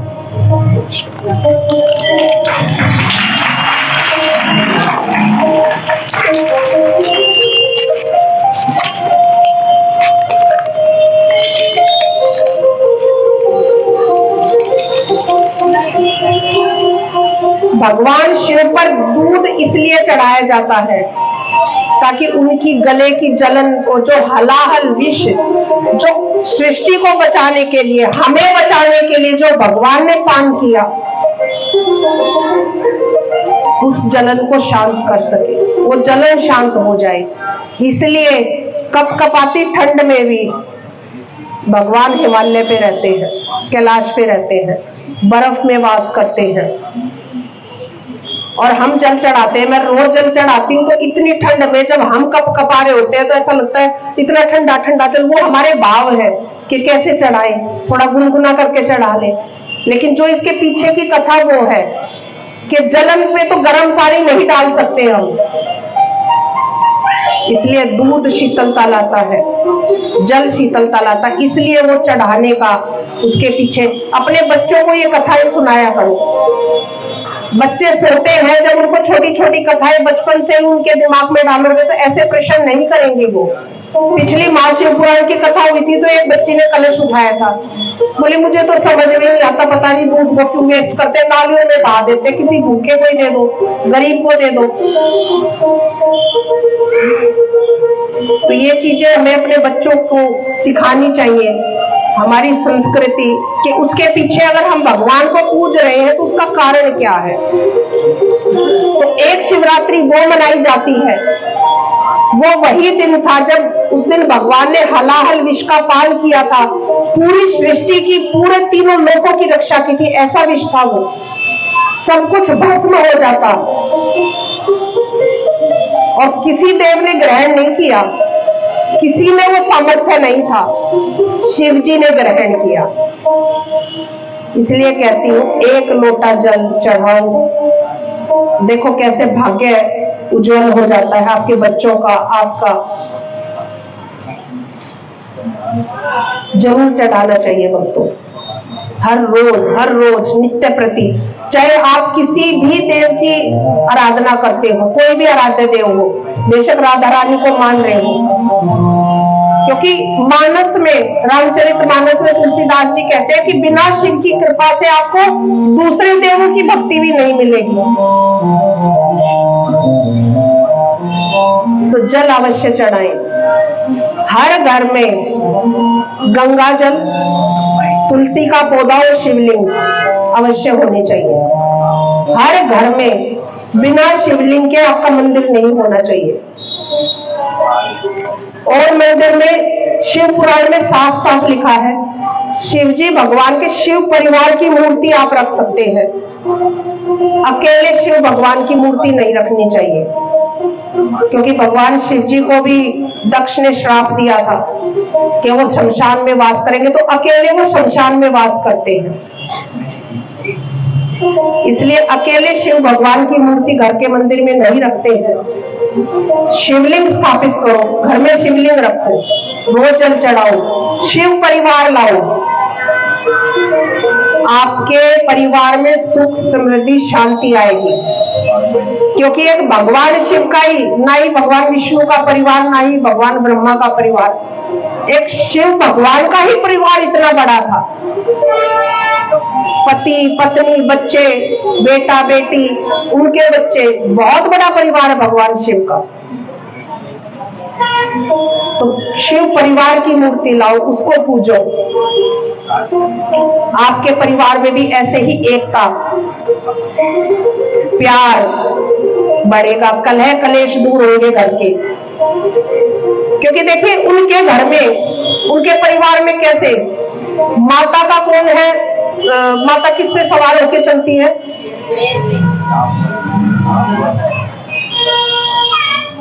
और बाबा भोलेनाथ, गणेश जी, किसी का कोई मिलन है? कार्तिकेय जी मयूर पे, वैसे, और कितने सांप धारण कर रखे हैं बाबा भोलेनाथ ने। इन सबको वैसे अकेला छोड़ दो तो खा जाएंगे एक दूसरे को। लेकिन शिव जहां पर है, जहां वो वास करते हैं अपने परिवार सहित, एकता। इसलिए कहते हैं कि परिवार के सब सदस्य भी एक जैसे नहीं होते। किसी का दिमाग थोड़ा गर्म है, एक शांत है, बहू थोड़ी सी तेज आ गई, सास थोड़ी सी कम पड़ जाए, सास का जिस दिन डांटने का मूड हो उस दिन बहू चुप लगा ले, ऐसे ही घर चलता है। ये होना चाहिए। आजकल तो लड़कियां पहले से ही सीख के आती, हम क्यों किसी की सहेंगे, हम वहां सहने थोड़ी जा रहे हैं। अपने घर के काम करने को समझती, हम नौकरानी थोड़ी आए हैं, बहू बन के आए हैं। अरे जो सास इतने प्यार से, इतने अरमानों से तुम्हें लेके आ रही हो, नौकरानी बनाने के लिए लेके आ रही है, क्या उसने अपने घर में काम नहीं किए हैं? बर्तन नहीं धोए हैं, सफाई नहीं करी है, खाना नहीं पकाया है? मनस्थिति चेंज हो गई है बच्चों की, बिल्कुल बदल गई है। अगर घर में इतना है कि आप ठीक है सेवक रख सकते हो तो बिल्कुल रखिए, करवाइए, कोई बुरी बात नहीं है, ऐसी व्यवस्था है तो। लेकिन रसोई घर में स्वयं खाना बनाओ। और किसी की ऐसी व्यवस्था है कि कोई काम काजी है, उन्होंने खाना बनाने के लिए कोई रखा हुआ है, तो कम से कम परोसो अपने परिवार को अपने हाथ से, इतना तो करना चाहिए। इतना अवश्य करो, अपने बच्चों को, अपने पति को अपने हाथ से परोस के खिलाओ, कल्याण हो जाएगा बच्चों। तो एक वो शिवरात्रि थी और एक ये शिवरात्रि जो अब आ रही है। तो ये दिन था वो जिस दिन शिवलिंग की उत्पत्ति हुई है। तो इसलिए इस शिवरात्रि पे भक्तों बहुत बड़ा महत्व बताया गया है शिवरात्रि का। इसीलिए पार्थिव शिवलिंग निर्माण करने की व्यवस्था इस बार भी शनिधाम में हो रही है। मैंने पहले भी कहा था जो जो भी भक्त चाहता हो, क्योंकि उसी दिन शिवलिंग की उत्पत्ति हुई है। और कहते हैं, अभी मैं आगे आपको बताऊंगी कि इस कलयुग में पार्थिव शिवलिंग का सबसे बड़ा महत्व है, सबसे ज्यादा फल देने वाला पार्थिव शिवलिंग है। तो वो भगवान की पूजा जरूर करनी चाहिए, पार्थिव शिवलिंग का पूजन जरूर करना चाहिए। इसी दिन भगवान प्रकटे हैं। भगवान कहते हैं कि महाशिवरात्रि व्रत का इतना बड़ा फल मिलता है, पूरे वर्ष, पूरा एक साल आप भगवान शिव की एक दिन भी नागा किए बिना हर रोज मंदिर आ रहे हो, हर रोज पूजन कर रहे हो, हर रोज जल चढ़ा रहे हो, एक साल पूरा एक दिन भी छोड़े बिना, तो जितना उस एक साल का फल होगा आपकी पूजन का, वो एक महाशिवरात्रि के व्रत करने से मिल जाता है भक्तों। देखिए कितना बड़ा महत्व है महाशिवरात्रि के व्रत का। सबको प्रयास करना चाहिए शिवरात्रि का व्रत रखने का। शिवरात्रि का व्रत और जन्माष्टमी का व्रत दोनों ही ऐसे ही फलदायक है। उस दिन भगवान कृष्ण आए थे, आज भगवान शिव आए हैं लिंग रूप में।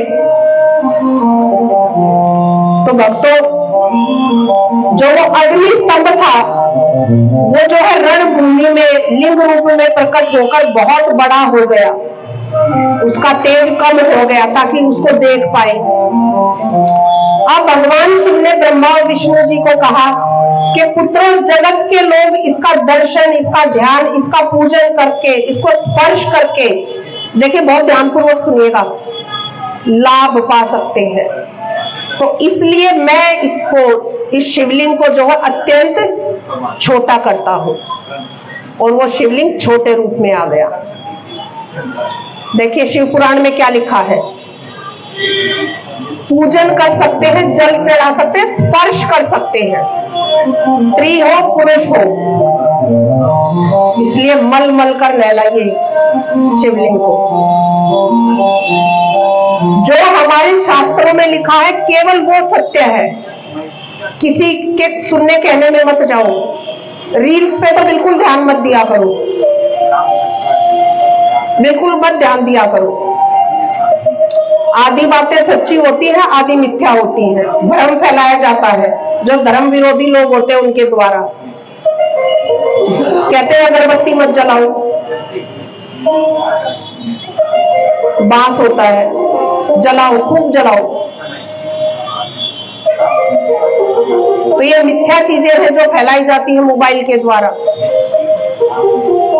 तो खूब मल मल के नहलाओ। ऐसे कहती है स्त्रियां शिवलिंग को स्पर्श नहीं कर सकती। अब आपको पता चल गया शिवलिंग क्या है, अब आप उनको बता सकते हो शिवलिंग क्या है, कैसे उसकी उत्पत्ति हुई है। तो धड़ल्ले से जल चढ़ाओ, धड़ल्ले से मल मल के नहलाओ। जैसे आप मल मल के शिवलिंग को नहलाओगे, कई मंदिरों में जाती हूं मैं, दुर्भाग्य है ऐसे काई जमी रहती है शिवलिंग पे, लोग आते हैं, चढ़ाते हैं, चले जाते हैं, जैसे उनका काम पूरा हो गया, कोई काम करने आए थे। घर में कुछ एक्स्ट्रा सामान था जो यहाँ पे लाके उड़ेल दिया और चले गए। नहीं, आपका मंदिर अगर गंदा हो, उसकी साफ सफाई करोगे। कोई त्योहार आता है, मंदिर का भी बिछाने वाला जो वस्त्र है, आसन है भगवानों का, उसको भी धोते हो, मंदिर की भी साफ सफाई करते हो। मंदिर क्या है?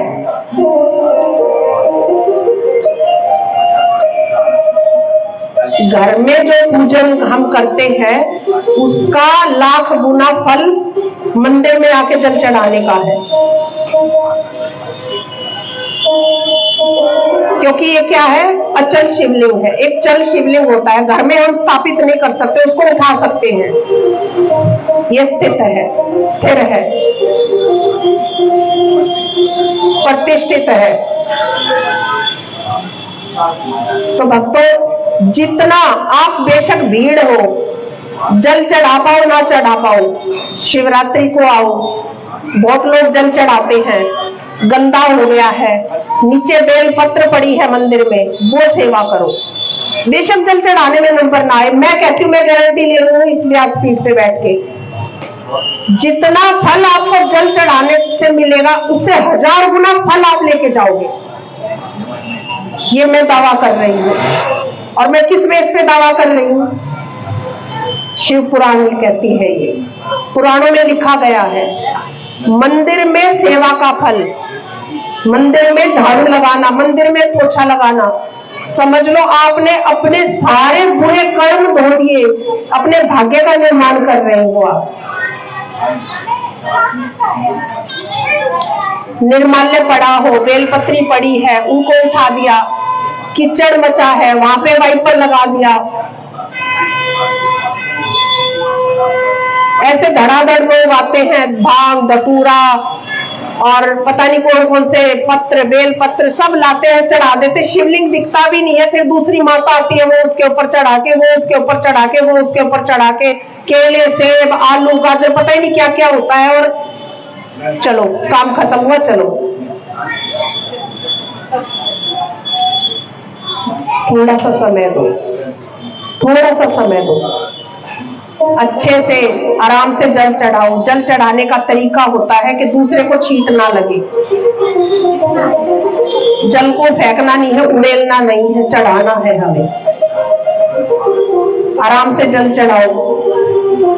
निर्माल्य है, कभी कभी होता है कम समय है, कोई बात नहीं, चढ़ा के चले जाओ। नहीं करने से तो वो भी अच्छा है, लेकिन समय है, हमेशा तो ऐसा नहीं होता कि आप जल्दी में ही होगे।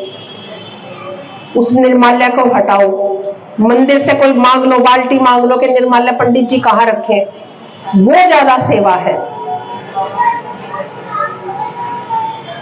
ये सेवा दो, बड़ा ही कल्याण होता है। यहाँ पर भी बहुत छोटे छोटे बच्चे आते हैं, ऐसे जवान जवान बालक आते हैं, बड़ा मन प्रसन्न होता है। बच्चियां आती है, बेटियां आती है, बहुएं आती है, मंदिर में सेवा देती है, अपने भाग्य का निर्माण करती है। बहुत सुंदर बात है। कोई उनके पुण्य कर्म है जो भगवान ने, हम कोई नहीं होते उनकी सेवा करने वाले, हमारे कोई पुण्य कर्म है, भगवान अपनी सेवा में बुलाते हैं हमें। बहुत औरतों का मन करता होगा घर में ठाकुर जी ले आए, सेवा में ले आए, चाहकर भी नहीं ला सकते। वो जब आना चाहेंगे तब आएंगे। तो सेवा भगवान देते हैं, हम नहीं जा रहे, हम नहीं जा रहे सेवा देने, भगवान ने हमें चुना है, सेवा करवाई है। तो उस वक्त जब आप सेवा दे रहे हो मंदिर में, जब आप सेवा कर रहे हो, उतने वक्त तक मिथ्या भाषण, झूठ बोलना। देखिए, दो जगह होती है, एक तो मंदिर का जगह और एक तीर्थ। मैं क्यों मना कर रही हूँ झूठ बोलने से, छोटे छोटे भी झूठ बोलने से क्यों मना कर रही हूँ? जैसे लोग कहते हैं तीर्थवास मिल गया, किसी का तो कल्याण हो जाएगा, या मंदिर में सेवा मिल गई और किसी का सर्वनाश हो जाएगा। क्यों क्यों होएगा? क्योंकि भगतों लाख गुना होके मिलता है। आप पुण्य कार्य करोगे, अच्छे कार्य करोगे, लाख गुना होके मिलेगा। तो आपकी किस्मत सुधर जाएगी, बन जाएगी। एक झूठ भी बोलोगे, किसी से ईर्ष्या करोगे, द्वेष करोगे, गलत कार्य करोगे, वो भी लाख गुना होके मिलेगा। वो सजा भी तो भोगनी है। इसलिए तीर्थ है, मंदिर है, बहुत सोच समझ के सेवा दो, सच्चे मन से सेवा करो। कोई गलत कार्य, गलत नजर, झूठ बोलना बिल्कुल भी नहीं, बिल्कुल भी नहीं। लाख गुना होकर मिलता है और हर कर्म की सजा है। हर कर्म की सजा है। तो भक्तों, इस तरह से हमें जीवन जीना है भगवान का। भगवान कह रहे हैं कि इसको मैं जो है ज्योति स्तंभ को अत्यंत छोटा कर देता हूं, और वो ज्योतिर्स्तंभ जो है वो छोटा शिवलिंग होकर के प्रकट हुआ। अब भगवान शिव स्वयं कह रहे हैं, ध्यानपूर्वक सुनिए, शिवलिंग के पूजन से क्या मिल सकता है आपको। मैं नहीं कह रही, भगवान शिव स्वयं कह रहे हैं कि ये लिंग, ये शिवलिंग सभी प्रकार के भोगों को सुलभ करवाने वाला होगा। बहुत ध्यानपूर्वक सुनिएगा इस बात को। जितने सुख, जितना पैसा, जितना धन, घर, गाड़ियां, कोठी, बंगला जो आप चाहते हो, सब शिवलिंग से मिल जाएगा, शिवलिंग के पूजन से मिल जाएगा। विद्वेश्वर संहिता को खोल के पढ़ लो, विश्वास नहीं हो रहा तो। मोक्ष प्रदान करने वाला होगा, यानी कि जब आप जीवन जी के जाओगे, अगर आप सारी उम्र भगवान शिव जी को ध्याते हो, उनके नाम लेते हो, जल चढ़ाते हो, अंत में मोक्ष पाने से कोई नहीं रोक पाएगा। शिवलिंग की पूजन मोक्ष देने वाली है,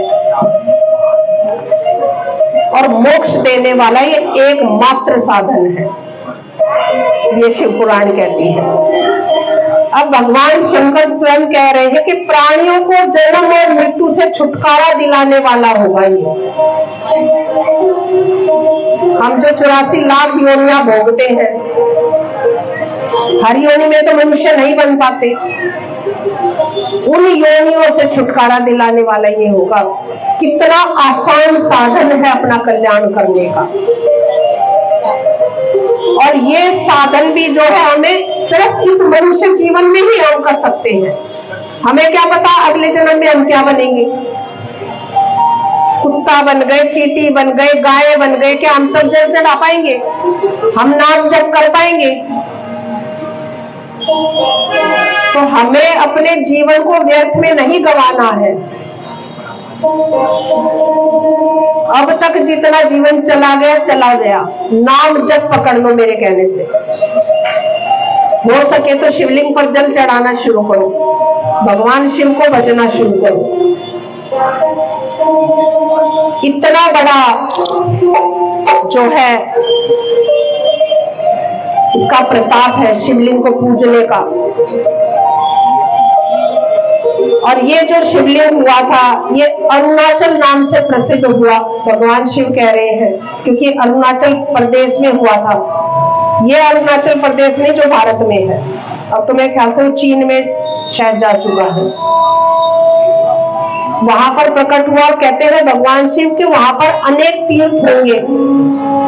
इस जगह पे जहां पर शिवलिंग की उत्पत्ति हुई है,